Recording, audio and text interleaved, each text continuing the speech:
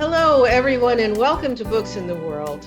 I'm so happy to be here. I am your host, Madeline Mealy Holt. I have been interviewing people for a long time, and today I'm with Barbara Struna, Barbara Eppich Struna, who is my colleague at the Cape Cod Writers Center. I am the vice president, and she is the president, and we're going to talk a little bit about that. Welcome, Barbara. So nice to see you. Good. It's nice to be here with you on Zoom, even though we're not together, but we are together. So This is good. In a way, yes, we are working at it. Mm-hmm. You know, Barbara and I met in 2014 to talk about your first book. That's right. Oh my goodness, you're right. Oh my goodness is right. So Barbara has become an international best-selling author. The Old Cape series, 4 historical mystery books, soon to be 5, based on Cape Cod legends. And as I said in the first interview with you, I enjoyed learning about Cape Cod legends. And if people are not familiar with some of the stories, and I'm going to let you tell them, it's a fun way to learn about them. But Barbara's books are historical mystery stories that travel different timelines. And I'm going to give her a chance to talk in just a minute, but I did want to tell everyone that Books in the World is one of the oldest cable TV book shows in the country. It has been running since 1978, over 40 years. And it was founded by Marion Villamere, who was well known on the Cape and was an author and a champion of local authors, as well as well-known authors. I mean, there's a file of, I think, 900 interviews with Kurt Vonnegut and Robert Finch and many people that are well-known and very generous. I think Barbara will agree that we've been able to attract people that have given their time and they give themselves and they give the writing community an insight into what their lives are like. But Barbara, would you like to comment on any of that before we really dig into your books? Well, it's been a journey with the Cape Cod Writers Center, that's for sure. Yeah. I think I originally joined in 2012. Okay. That was my first year of coming, into the group and really participating. Yeah. And in 2016, I was vice president, as you are now, and I sort of became president by default because our president left in midterm. Yes. And so, of course, it goes to the vice president. And right. That's how I started to be the president in 2016. So it's been about 6 years or so. Yeah. And I remember the meeting where you said to me, and you're the vice president. Yeah, I specifically pointed that out to you. Yes, you did. Yeah. Well, it has been fun. Let's talk about your books first, and then we'll circle around back to the Writers Center and how people who are watching this might want to get involved with us. So I have a quote here from one of your readers or of your viewers, and it says, "You are a storyteller at heart." Barbara bases her tales on her own personal experiences. She has created a contemporary character, an amateur sleuth, who becomes the vehicle that moves her stories between time periods into alternating chapters. Aided by Barbara's imagination and her love of history, myth, and legend, she continues to create winning novels. It's been fun. The very first novel, The Old Cape House, I never intended it to become a series. I just knew it was a good story and I wanted to tell it. And when it was about halfway being published, in the process of coming out, I had a small press, a small publishing company accept me in. So they published the first 2 of my books. And when I was in the middle of the first one, I was walking on the beach and I said, I could take this character further and I could make more stories. She could be a real sleuth here and figure out things and keep going. And that's when I decided, okay, I'm going to write the second one then. And so they took that on. They actually took the third one on. The second one was The Old Cape Teapot, which was a follow-up for the first book. And the third one was about Hollywood, the Old Cape Hollywood Secret. And I decided to take a break from 1700 Pirates from the first two books and explore old Hollywood in 1947. And that was really a lot of fun. And then, of course, the fourth one that is out is The Old Cape Blood Ruby. And if you notice, there's a pattern in how I write these books. I have 5 children, and all my children are featured in these books somehow, either where they live, what they do. And so each book is a representation of my family, my children, where they go. They're the ones that make me travel places. And so all the books are sort of based on, I'm working on the 5th one now, which is going to be about Millbury, because of course my youngest daughter moved to Millbury, Mass. Okay. And Cape Cod. So the children take me places. That is great. Well, this one is really a tale. I have read the first one, which of course is about Maria Hallett and the pirate that she fell in love with. Sam Bellamy. Sam Bellamy, right? Mm-hmm. And this one is the only one that I've read since then, but it brings some of that back to life, which is. It does. I wanted to give Maria an ending because she really didn't have one. It was always assumed what was going to happen to her through the books. And, you know, Maria Hallett is the myth in the story. We don't know if that was her name, the lover of Sam Bellamy. We assume because of myth and what we see around in old folk tales that her name was Maria Hallett, but we don't know that for sure because number one, no person in that time period, Puritan, would name their children a Spanish name, which was Maria. So right away, that's wrong. All right. So, but I kept it to that. I kept it to the story of Maria Hallett. And I just wanted to follow her life. And of course, I have a son that lives in Alaska, which is where this story takes place also. And in a little quick sentence, in 1898, the Portland Gale blew across Cape Cod, and it specifically ravaged Provincetown on the tip of the Cape. And it killed hundreds of people, destroyed, we had 54 wharfs there in Provincetown, and it destroyed 30 of them. Boats were destroyed. And it's not that people were unprepared because they kind of, you know, the old guys knew that something was coming. They could look at the skies and the weather, but it was the duration. It lasted 3 to 4 days and never let up. And that's what really did the damage, was that length of the storm. They weren't prepared for that. So we have Walter Ellis, the descendant of Maria Hallett Ellis. And he is a fisherman. He loses his boat. He's a fisherman by trade. And so he needs to go and protect and take care of his family. And he knew of a man who worked for him on the boat, who went to Alaska, found gold, and wrote him a letter and said, hey, you got to come. This is great. I'm finding gold, you know, lots of stuff.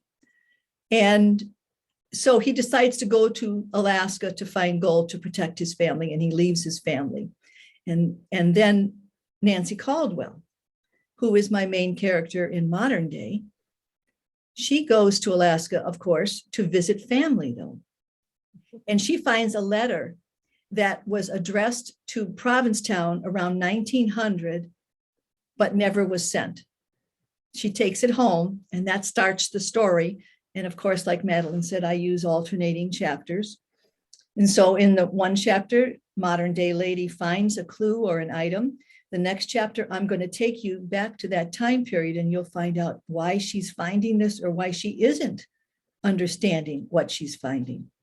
So I really like the story, but I have to admit, I like the historical detail the most. You know, most people do, but you need a vehicle to move you through the story, right, to keep your attention. Right. And I like to bring history in modern day up front to people so that they can recognize it and see it and notice it.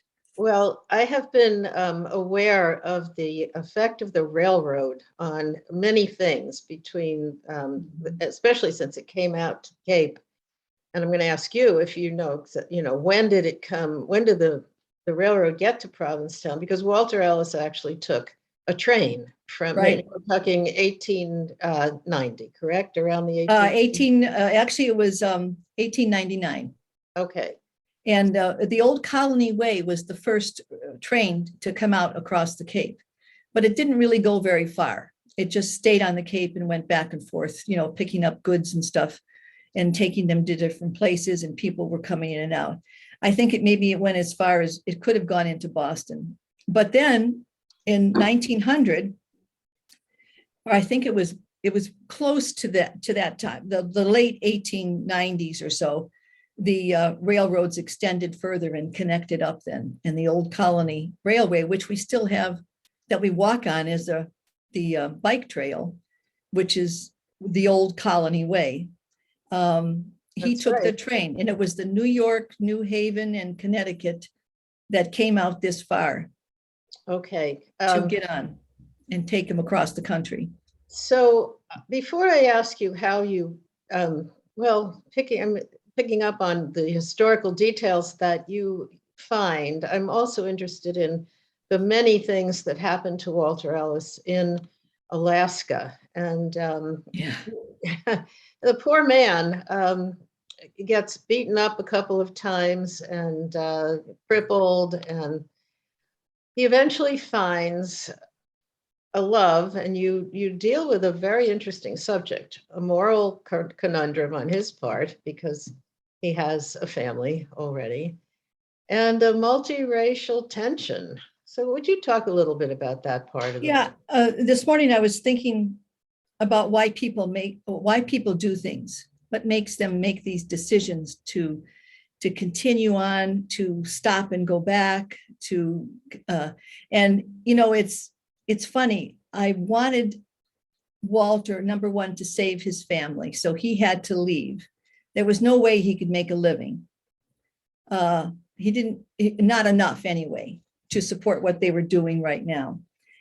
And so he was determined. He was a good person, and he was determined to save his family. And when he got there, things happen. He's traveling alone, and it was kind of like the Wild West, wherever you go. And as he traveled to different areas, those were not the best areas to travel in, ports of cities, big cities, and so on. And I think he had so many things happen to him, but his pride as a father and a man made him embarrassed to go home again, because he knew as a cripple, he could not provide as well for his family, and knew that they were going to be all right. And I think that's something that you have to think about. Love makes you do something. Your pride makes you make a decision to do one thing or another. And I kind of wanted to make this a family saga and explore the qualities that what makes a family and what makes a person do a certain thing one way or the other, and decide. Well, you certainly did that, and you did it in actually twice, because he had a family in Alaska among some natives, tribes that you apparently researched. And yeah, it's funny, when I went to visit my son, he lived in Anchorage first, and then they moved to Juneau. And my first trip to Juneau was really fun. It was really interesting because, again, it's pretty isolated, but yet you still have a lot of amenities that you wouldn't think you'd have on an island, so to speak. But you do. You have some big box stores there and so on. But they chose to live out about 20 miles from the city of Juneau itself. And my granddaughters went to the school, and of course their school was called Auk Bay School. Now, Auk Bay is the name of the region that they are living in, and it comes from, well, they would come home from school and they would say, I would give them something, and they would say, oh, Gunachish. And I said, what's that? And it was thank you in Tlingit. And they would correct me, because they were taught about the heritage, why it's called Auk Bay School Elementary, and who were the people that lived in the area. And it was the Tlinkets. And my granddaughter said, you have to go Tlingit to get the correct pronunciation. I thought that was so interesting because they were involved in that heritage of where they were living, and especially in where their house was situated outside of Juneau. So then I just decided to get more involved in researching it, and I found it so interesting, the Tlinkets. And it's a matriarchal society.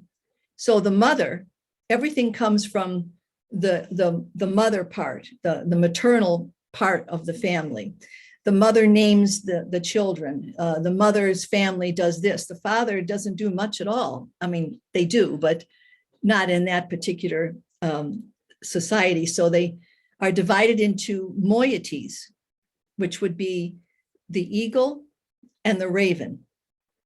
And I looked up the word moiety. Moiety means just divided in half.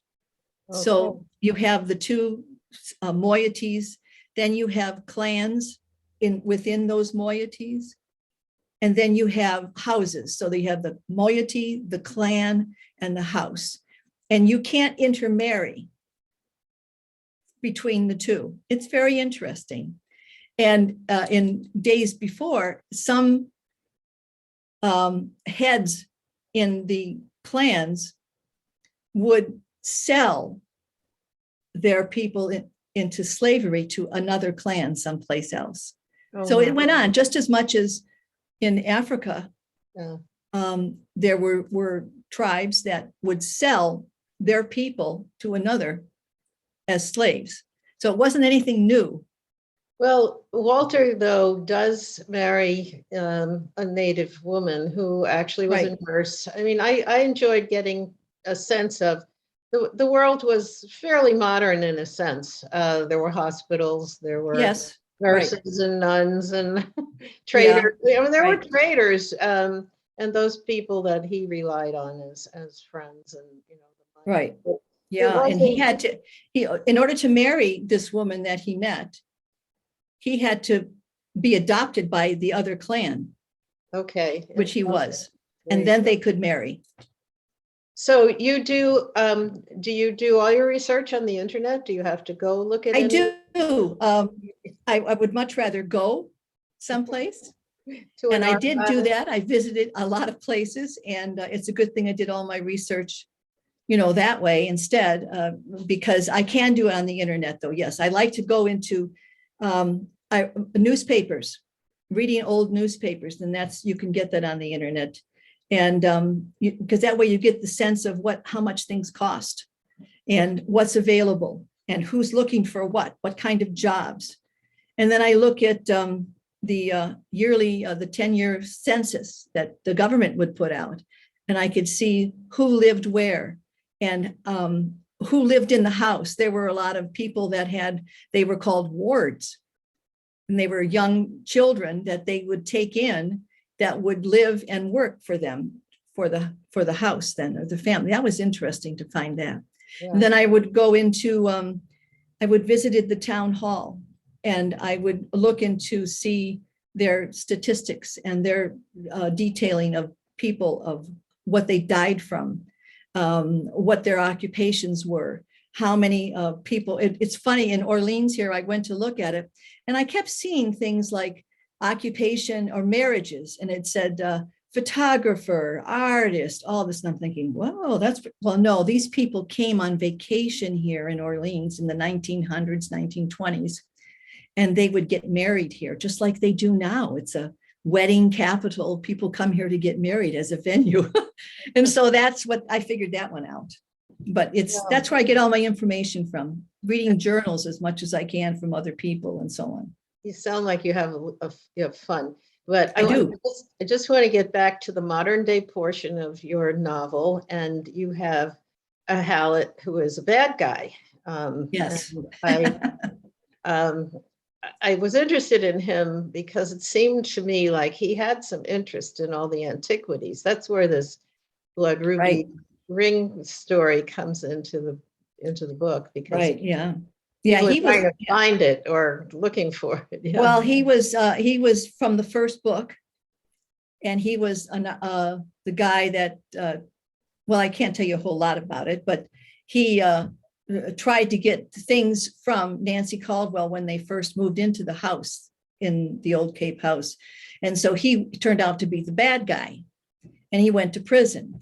And so I thought I'm going to reprise him as much as I'm going to reprise an ending for Maria Hallett and bring him back. And he always thought there's an element of greed that pushes him to find out everything about his ancestry and determined to prove he was a relative of Maria Hallett. And so that's what drove him. So you delve a little bit into the antiques business and some of the intrigue and crime that goes on Right. in that regard. Right. Yeah, we also covered a lot of ground here in this book. Maybe I find it I don't do well with short stories. Yeah, I tend to talk a lot and also then write a lot, and I just keep going and keep going. Something else happens, and then I'll just say, "Oh, that's a great idea. I'm going to put that into the story." Then, well, I love talking to authors about how the writing process sort of propels them. That the characters take over, the scenarios take over. They don't really know what's going to happen until they sit down and make it happen or let it happen. So maybe that's a good segue into talking about writing and about the Cape Cod Writers Center. I'm going to read just a tidbit of a letter that I saw actually on your website where someone is asking you for some help. And it says, I've attended a couple of Cape Cod Writers Center presentations and their annual summer conference. I've enjoyed them and have joined the center. I'm about to launch my first legal thriller. I would enjoy talking with you about self-publishing and publicity. So there's, one letter has, 5 things we could talk about. Right. And, one thing I have watched your progress with your books. I've seen your books and we see each other at many meetings. You are, I think, a master at promoting your books and being out there, beating the drums and learning about all the technology that goes with it. How much of this, or has some of it come from the Writer Center, from meetings, from seminars? Well, from the very beginning, I was writing The Old Cape House, and that was 2012. And I joined the Writers Center because I wanted to fine tune how I'm going to get this going, because I got a great story, which is what most authors say. I have this wonderful story and I've almost done with it. Now, what am I going to do? And that's the biggest question that most people ask themselves. And the Writers Center gave me a lot of help. They introduced me to agents. They introduced me to publishing houses, different ways to publish. They actually give you opportunities to speak in front of a crowd or a group of people, which is so important as an author to be able to master, and at least try to anyway, to talk and speak in front of a group, and gives me those opportunities and classes which can fine tune your which way you're going to go as far as writing. I remember I thought I would like to be a screenwriter. Well, I took 2 classes from the Writers Center and they were absolutely wonderful. But the only thing I got out of it was, I don't want to be a screenwriter. But it was well worth my time to learn about it and then make my decision. And so the different classes that we offer at the conference and so on is so important for people to get a taste of things, so they can either say, oh, yeah, I really don't want to do that, or no, that's what I'm going to do and I'm going to stop doing this. So it's just interesting. Let me do a little plug. Of course, people can go to capecodwritercenter.org and find out information about joining. Of course, we have over 200 members right now. And we're an organization that's been in existence since over 1963. 1963. That's a loyal following. So the details about how to become a member are readily available, and Right. we have the conference every August, and this year is May or May not. We're going to do it for We're sure. going to be in person, I think. Yeah, I think We're going to so. try to be in person in Hyannis. And also, there are seminars every quarter or so. There are a couple of weekend seminars on different topics like. Yes, we're going to be holding our Pathways to Publication in April this year, and it will be in person. And we're also going to offer a Zoom session that you can watch for a reduced price if you can't quite make it in person on that day. So we're going to be doing a hybrid situation here, and we can reach a lot more people, I think, this way. Well, thanks to you and the energy that you put into keeping us going during when we were really shut down. And you've mentioned that we have gained members who are not Cape people. Right, all across the country. And we have 2 or 3 that out of the country that are members. So it's just really an interesting phenomenon that has occurred during the pandemic, which we all hated, but yet it's giving us this opportunity to meet people and listen to what they have to say. And just like, too, on Books in the World, you can't always get into the studio. No, we were pretty restricted by only recording at certain times in certain place. And now we can reach out to people who can't travel. And we are always interested in talking to authors. And basically, I always say we're regional. We don't try to we don't try to talk to people who are already best-selling authors unless they happen to live on the Cape. But that was the mission of Books in the World. Right. It was stated that it was to give people in the publishing world and writers the opportunity to get some exposure, whereas other, well-known writers had plenty of opportunities. Right. And there, we don't really have time to talk about self-publishing, but that is something that maybe we can have another time to talk about. Because I think it's important. I think people, first of all, need to try to get a small press. This is the first thing that they should do. Don't go straight to self-publishing. And so, but then if you make your own decision at that point, because it's a lot of work. It's a lot of work, right? And there are lots of benefits. I think we are going to have to end right now, I'm sorry to say. And okay. Time together came to an end very quickly. But as we're talking, I'm thinking we should have another time, and we will. So thank you, Barbara. You're welcome. Thank you for inviting me. It's been fun. It's been a pleasure. And thank you all for your interest in Books in the World.